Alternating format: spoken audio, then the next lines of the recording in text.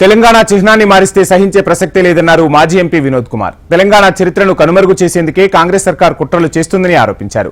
800 ఏళ్ల చరిత్ర కలిగిన కాకతీయ తోరణం, చార్మినార్ ఉన్న చిహ్నాన్ని రాచరిక పోకడలకు సూచిక అనడం సరికాదన్నారు వినోద్ కుమార్. సీఎం రేవంత్ ఇప్పటికీ సీమాంధ్ర పాలకుల మైకంలోనే ఉన్నారని అర్థమవుతుందన్నారు వినోద్ కుమార్.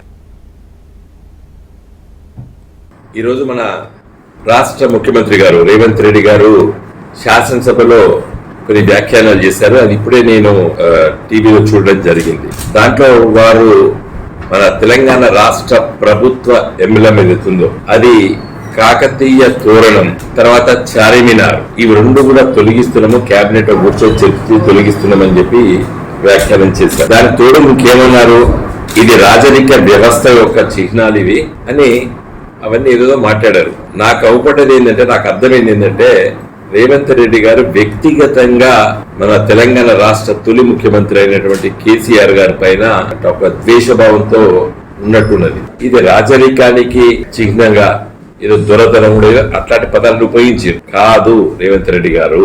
ఇది మీరు దురదృష్టవశాత్తు నా దృష్టిలో మీరు ఆంధ్రప్రదేశ్ రాష్ట్రాన్ని పరిపాలించినటువంటి సీమాంధ్ర ప్రజల ఇన్ఫ్లుయెన్స్ ఉన్నారని నాకు అనుమానం వస్తుంది.